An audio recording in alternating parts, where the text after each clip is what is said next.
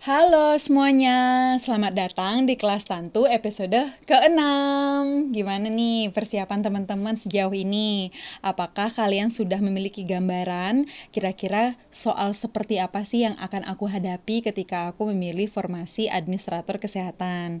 Nah, di kelas kali ini aku bakalan fokus untuk membahas latihan soal kira-kira seperti apa sih soal-soal mengenai adminkes, khususnya mengenai kerangka acuan dan juga Badan Penelitian dan Pengembangan Kesehatan, di mana dua materi ini kelihatan di tes CPNS tahun 2021 dan juga tes P3K di tahun 2022.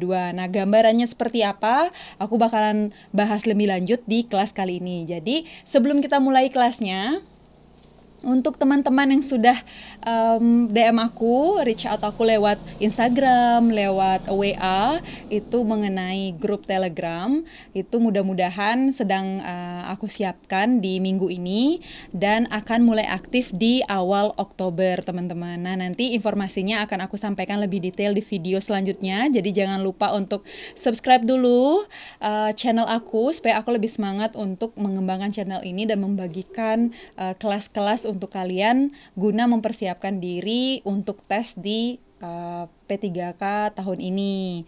Nah, untuk teman-teman jangan lupa strategi-strategi belajarnya yang aku share di episode sebelum-sebelumnya itu diterapkan atau bisa disesuaikan dengan gaya belajar kalian untuk mempersiapkan diri kurang dari 1 bulan, teman-teman. Nah, sambil memilih formasi, jangan lupa untuk cicil ya belajarnya.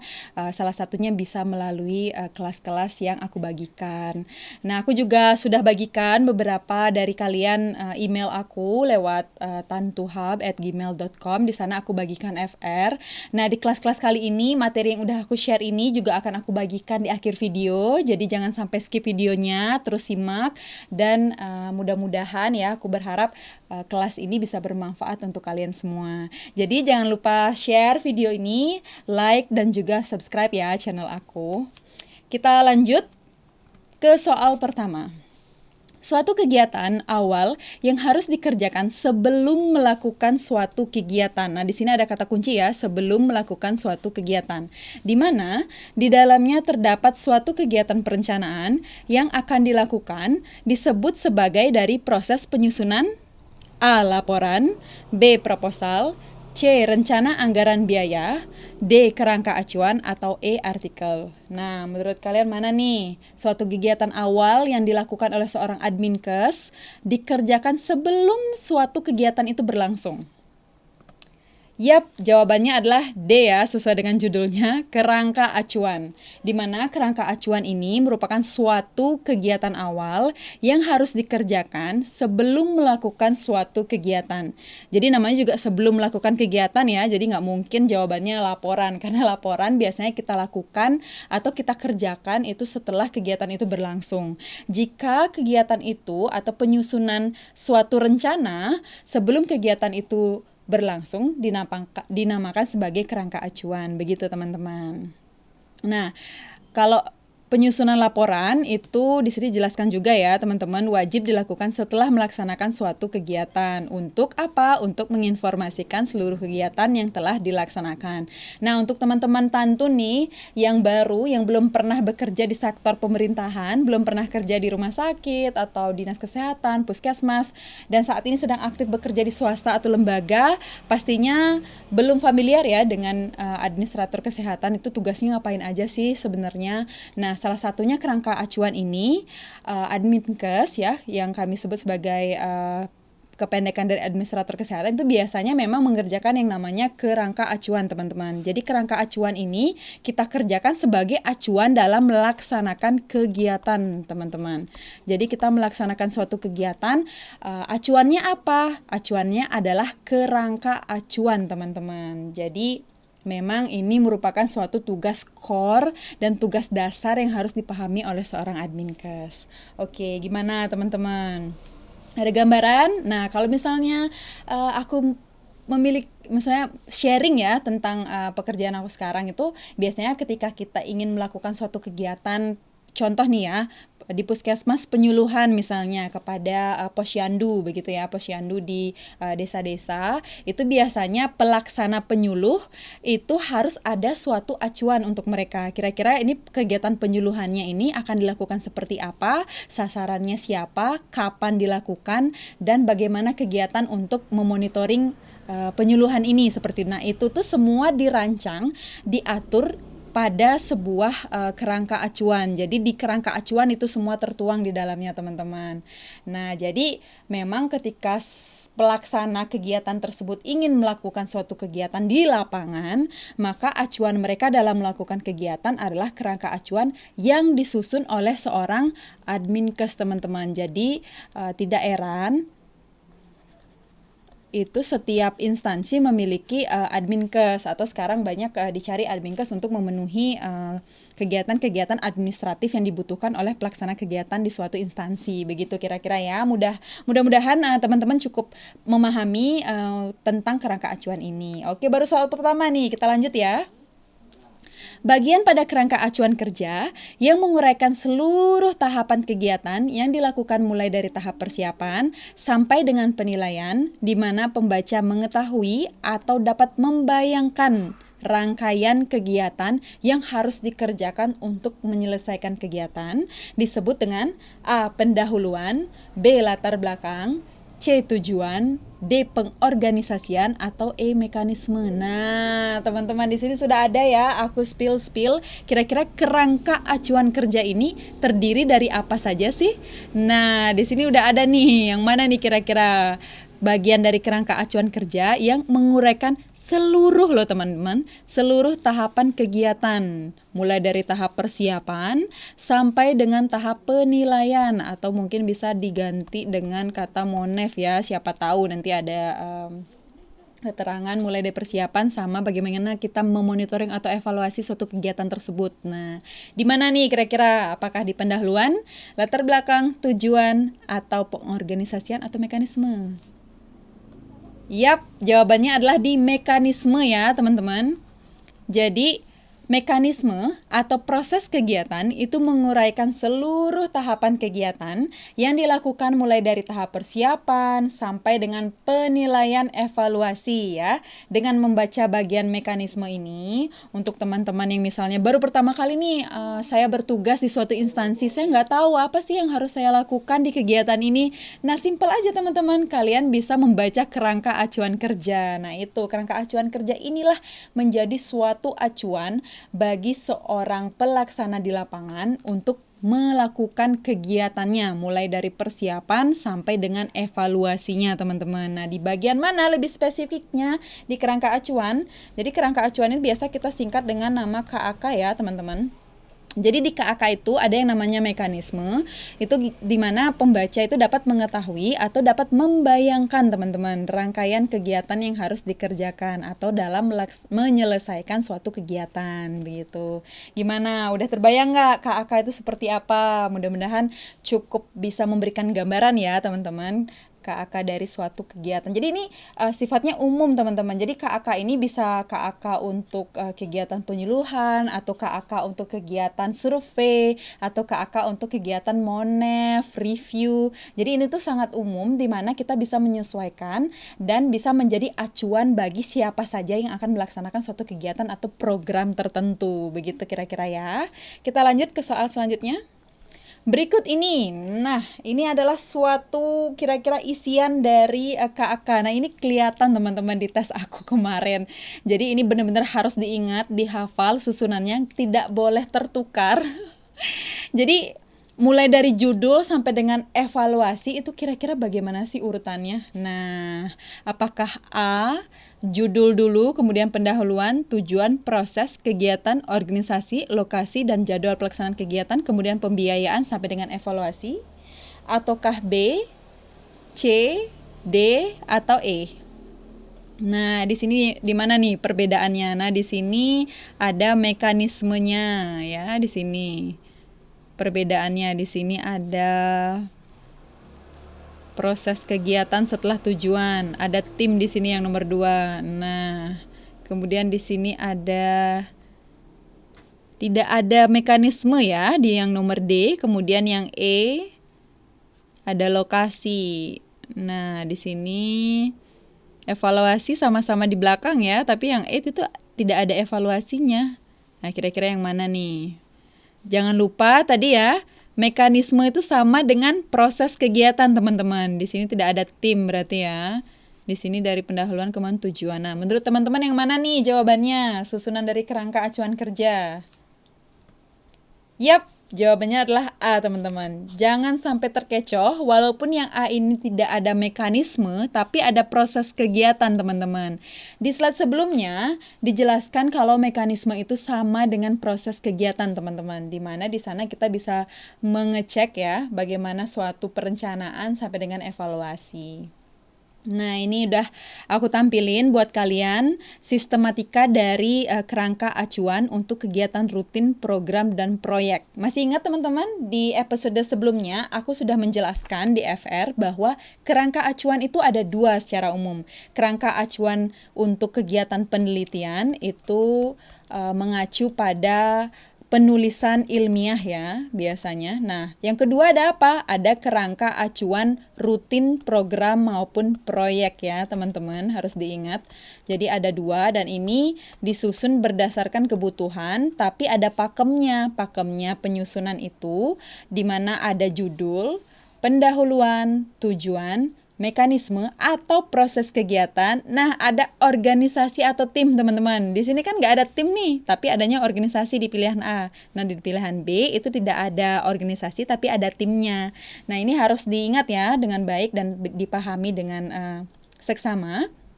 Setelah tim atau organisasi ada lokasi dan jadwal pelaksanaan kegiatannya di mana.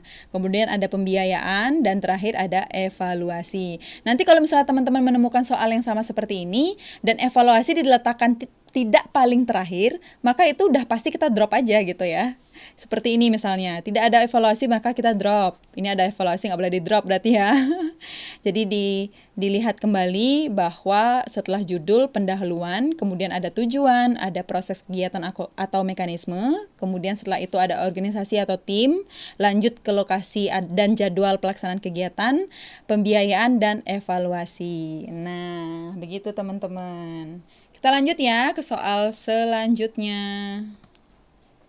Nah, lokasi dan jadwal pelaksanaan kegiatan dibuat dalam bentuk matriks teman-teman biasanya ya, atau dikenal dengan diagram Gantt chart. Pada bagian tersebut dibagi dalam beberapa kolom. Nah, kolom ketiga menguraikan tentang. Nah, ini kelihatan teman-teman di FR tahun 2021. Nah, kira-kira ini yang mana nih yang kolom ketiga? Kalau untuk teman-teman yang belum pernah ya berkecimpung di pekerjaan seorang adminkes pasti belum familiar. Padahal sebenarnya mungkin saja ini sering dikerjakan ya, tapi secara teori itu belum terpapar begitu. Nah, melalui kelas Tantu kali ini aku akan menjelaskan lebih detail, lebih mendalam tentang kerangka acuan ini. Karena ini materi tentang KAK memang materi dasar dari seorang adminkes ya. Ini kemampuan dasar yang harus kita miliki karena di setiap instansi itu kenapa membutuhkan adminkes, karena kita butuh acuan kerja dari setiap program yang instansi miliki. Begitu kira-kira ya teman-teman. Nah, lanjut lagi. Pilihan A, nomor urut kegiatan. Nah, kolom ketiga nih termasuk yang mana nih? Apakah B, alokasi waktu secara umum, C, uraian tahapan kegiatan, D, lokasi pelaksanaan, atau E, penanggung jawab? Nah, jawabannya adalah B, teman-teman. Jadi ada urutannya kira-kira ya. Ada urutannya di mana kolom 1 itu nomor urut ya. Nomor 2 itu uraian tahapan kegiatan dulu, teman-teman. Jadi setelah nomor 1 ada nomor urutnya ya. 1, 2, 3, 4 dan seterusnya. Kemudian di kolom yang kedua ya. Kalau kalian bisa, kalau misalnya digambarkan kira-kira seperti ini, teman-teman. Jadi kolom yang pertama itu nomor urut ya. Kolom yang kedua itu uraian ya, uraian. Nah, yang ketiga ada waktu ya, ada waktu. Kemudian yang keempat ada lokasinya kalau misalnya ada ya. Nah, seperti itu kira-kira. Jadi ini harus dihafal ya teman-teman. Kolom 1 itu ada nomor urut, kolom 2 itu uraian atau tahapan kegiatan yang akan dilaksanakan. Misalnya pertama perencanaan, yang kedua misalnya pelaksanaan, yang ketiga misalnya evaluasi. Itu kapan ya waktunya, kemudian lokasinya di mana gitu. Yang ketiga itu alokasi waktu secara umum. Misalnya kegiatan tersebut direncanakan akan diselesaikan dalam waktu 3 bulan. Kemudian tiap tahapannya kegiatan yang ada direncanakan pada waktu yang dialokasikan yang biasanya dibuat dalam satuan minggu. Jadi di time ini bisa dalam bentuk kotak-kotak kecil lagi. Jadi nanti bisa diitem-itemin teman-teman gitu. Pernah nggak lihat seperti ini tabelnya? Ini tuh sebenarnya aku rasa teman-teman familiar dengan ini, tapi secara teori mungkin belum terpapar seperti itu ya. Nah, sekarang bisa ada gambaran sehingga nanti kalau teman-teman melihat soal seperti ini tidak bingung lagi ya. Harus bisa jawab. Yang kolom keempat tentunya tempat bagian ini juga dicantumkan lokasi pelaksanaan masing-masing tahapan kegiatan yang direncanakan. Misalnya lokasinya di mana, seperti itu ya teman-teman. Oke, kita lanjut ya. Nah, untuk soal kerangka acuan kerja cukup sampai di sana. Mudah-mudahan teman-teman ada gambaran ya. Secara umum kira-kira KAK itu seperti apa, susunannya dan juga bagaimana caranya untuk menyusun jadwal kegiatan. Nah, seperti itu. Mudah-mudahan bermanfaat. Kita lanjut langsung ke soal-soal tentang Badan Penelitian dan Pengembangan Kesehatan. Nah, materi ini juga kelihatan di 2 tahun terakhir, teman-teman, di tahun 2021 dan juga 2022.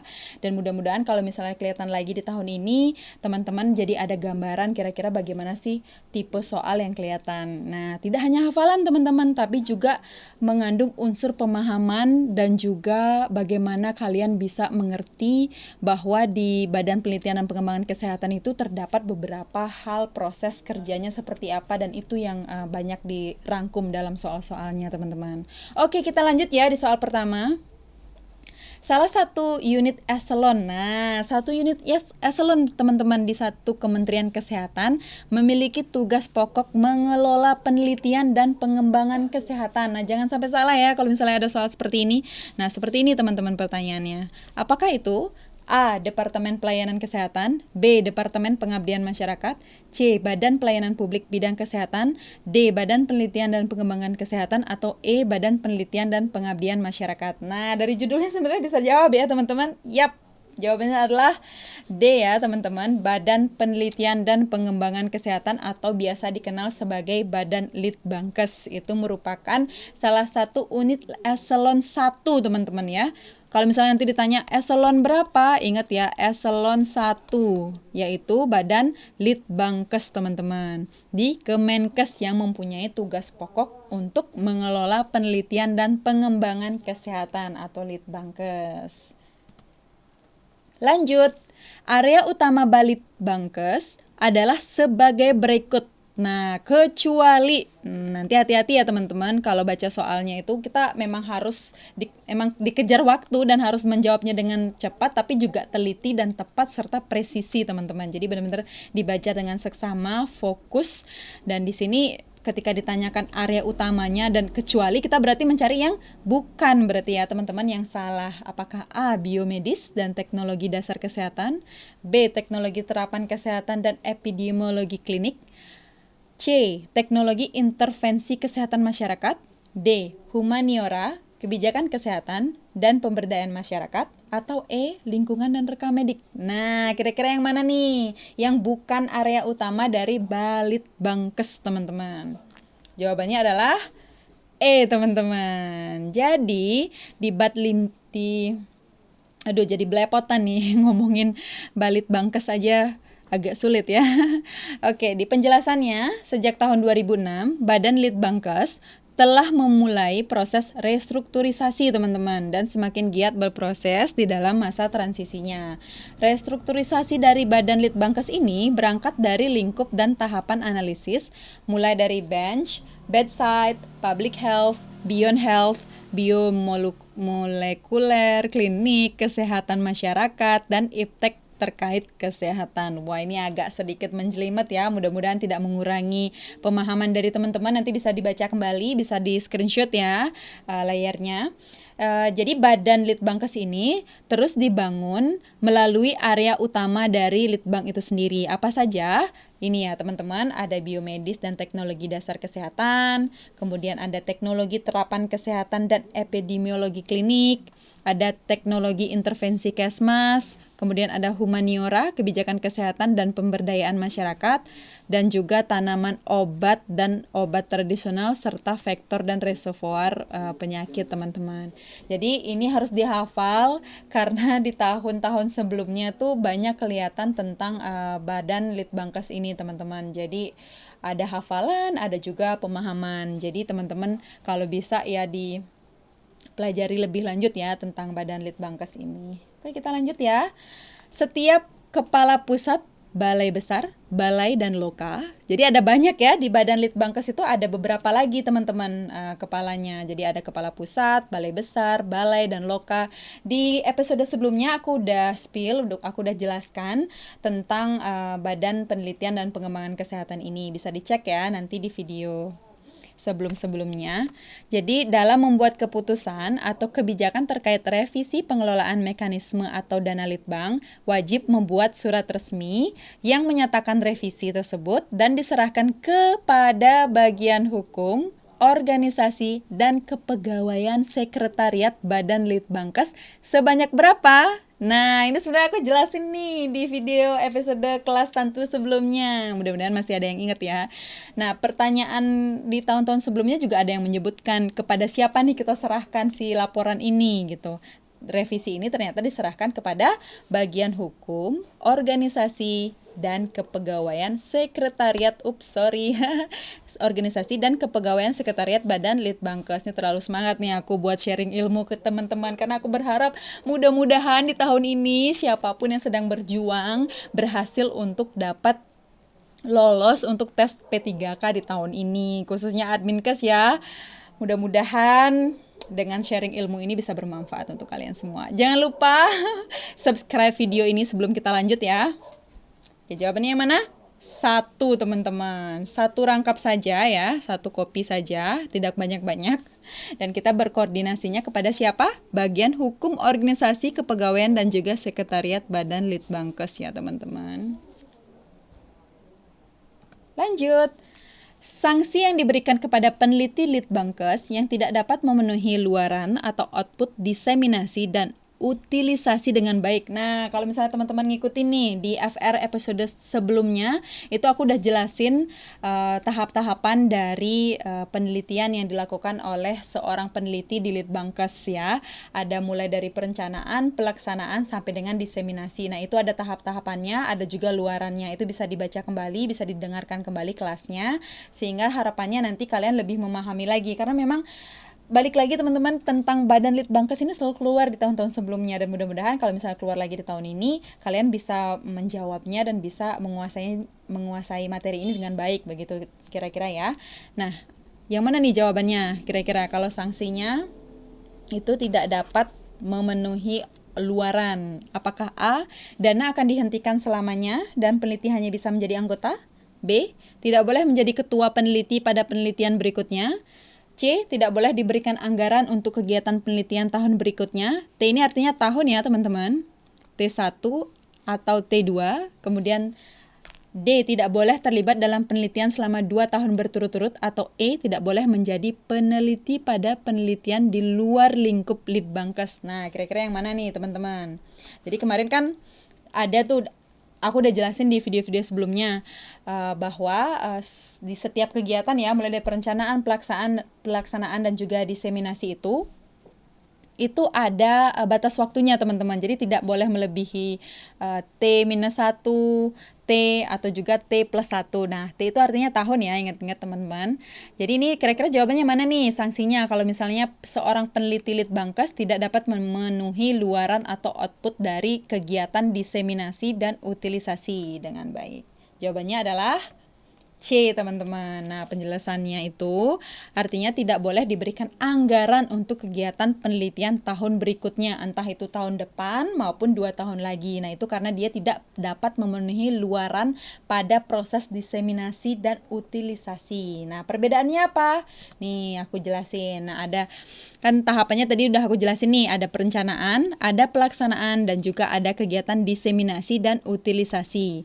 Masing-masing itu ada sanksinya nih, teman-teman. Misalnya nih, seorang peneliti dia gagal untuk bisa memenuhi kegiatan perencanaan, maka sanksinya apa? Sanksi administratif berupa teguran, lisan maupun tertulis. Kemudian dia tidak dapat diikutkan dalam pendampingan dan juga dia tidak dapat diusulkan kembali kegiatannya untuk pembiayaan selanjutnya, teman-teman. Jadi di tahap perencanaannya udah gagal begitu ya, teman-teman. Jadi sanksinya ya dia bisa jadi tidak akan diikutkan dalam kegiatan pendampingan maupun kegiatan pembiayaan penelitian lainnya. Jadi ya ini 3 ini, teman-teman, kalau misalnya dia gagal untuk melaksanakan kegiatan perencanaan ya. Nah, kalau misalnya di kegiatan pelaksanaan apa sih sanksinya kalau dia tidak bisa memenuhi? Jika penilaiannya itu kurang baik, jadi dibagi menjadi 2 nih, teman-teman, kalau di pelaksanaan. Perlu diingat ya. Jika penilaiannya kurang baik, maka sanksinya apa? Sanksi administratif berupa teguran lisan dan teguran tertulis, dan juga tidak boleh diberikan dana sisa selanjutnya. Nah, ini jika dia penilaiannya kurang baik ya, teman-teman.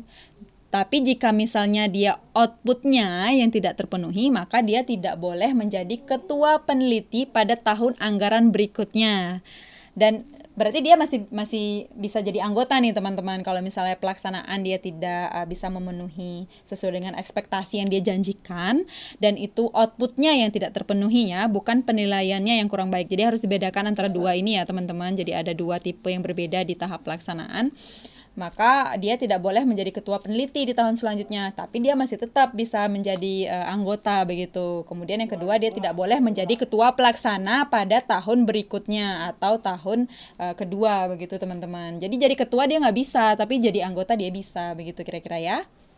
Oke, kegiatan yang ketiga itu diseminasi dan utilisasi. Itu kalau misalnya dia tidak bisa memenuhi, maka dia dapat sanksi administratif berupa teguran lisan dan tertulis, maupun tidak boleh diberikan anggaran untuk kegiatan penelitian tahun berikutnya. Oke, kita lanjut lagi ya ke soal berikutnya, masih di soal-soal Badan Penelitian dan Pengembangan Kesehatan.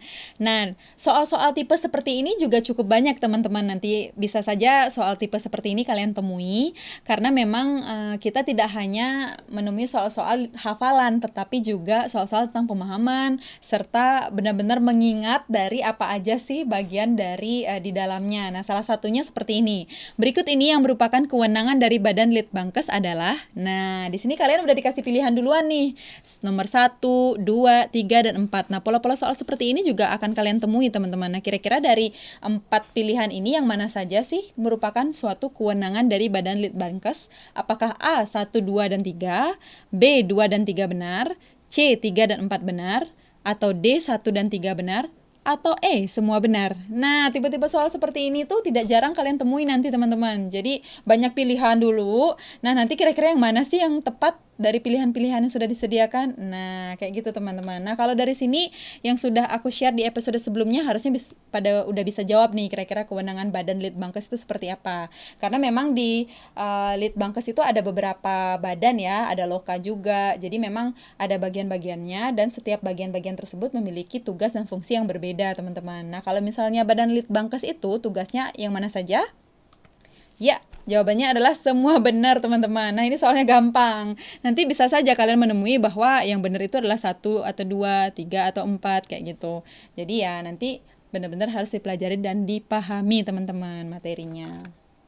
Nah, di sini aku udah rangkum kewenangan dari Badan Litbangkes itu seperti apa. 1, dia mengolah pagu indikatif, pagu anggaran, dan pagu alokasi untuk kegiatan Litbang.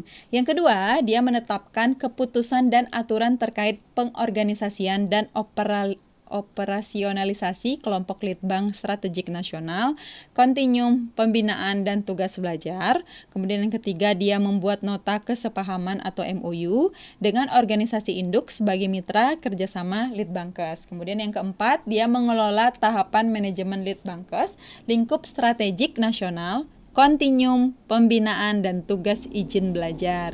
Yang kelima yaitu menetapkan perjanjian kerjasama atau PKS Litbang yang menjadi lingkup wewenangnya. Nah, kelima ini merupakan kewenangan Badan Litbangkes. Nanti kalian cek lagi ya di Badan Litbangkes, itu setiap badan di dalamnya ya, di dalam Badan Penelitian dan Pengembangan Kesehatan itu kira-kira apa saja sih tugasnya masing-masing. Kalian juga bisa cek di episode aku sebelum-sebelumnya, itu udah aku uraikan beberapa mengenai tugas dan fungsi dari masing-masing badan di dalamnya. Kalian bisa cek kembali ya. Mudah-mudahan dengan gambaran seperti inilah soal-soal yang akan kelihatan variasinya teman-teman. Ada yang singkat tapi lebih banyak memang pemahaman dan ada juga pilihan-pilihan yang mungkin akan membingungkan kalian. Jadi benar-benar harus dipahami teman-teman dan dibaca. Makanya dari awal aku sudah memberikan saran ke kalian perlu mengatur strategi belajar untuk memenuhi setiap FR itu. Kalian setidaknya bisa baca sekali dua kali lah ya, tidak benar-benar kaget dengan soalnya karena memang variasinya beragam dan bisa saja ini kembali lagi dibahas karena memang ini core dari seorang adminkes begitu kira-kira ya. Oke, sekian dulu kelas episode ke-6 ini. Kalau misalnya kalian masih merasa kurang, jangan khawatir, karena kelas-kelas selanjutnya aku bakalan share lebih banyak tentang materi-materi serta soal-soal yang berkaitan dengan FR-FR di 3 tahun terakhir. Nah, materi-materi yang udah aku share di YouTube, itu bisa kalian akses secara gratis ya teman-teman, di link berikut ya. Kalian bisa download di link ini, ada FR juga dan juga ada materi karena email kalian yang masuk itu udah ribuan ya teman-teman. Jadi bisa aja terlewat. Jadi mohon maaf misalnya belum aku respon dengan cepat, nanti kalian bisa langsung download aja di link berikut ya. Dan terima kasih buat teman-teman yang udah mensupport aku dengan cara subscribe video ini ya. Jangan lupa like juga, share, dan komen juga boleh. Kalian bisa komen di bawah kira-kira materi apa yang ingin kalian bahas atau nanti aku sajikan lagi lebih lanjut tentang materi-materi yang terkait administrator kesehatan. Nah, aku akan sangat senang dengan saran dan juga masukan dari kalian. Bisa dituliskan di kolom komentar ya teman-teman, materi-materi yang ingin kalian pelajari lebih dalam. Nanti aku bakalan share ke kalian beberapa contoh soalnya. Ya, mungkin itu saja teman-teman. Terima kasih. Jangan lupa like video ini, share, dan subscribe channel aku supaya aku lebih semangat buat menyajikan video-video lebih lanjut supaya menambah khasanah belajar serta menjadi salah satu teman belajar kalian. Salam dari para pejuang NIP, jangan lupa terus semangat, dijaga konsistensi belajarnya, dan terima kasih, sampai jumpa di kelas Tantu selanjutnya.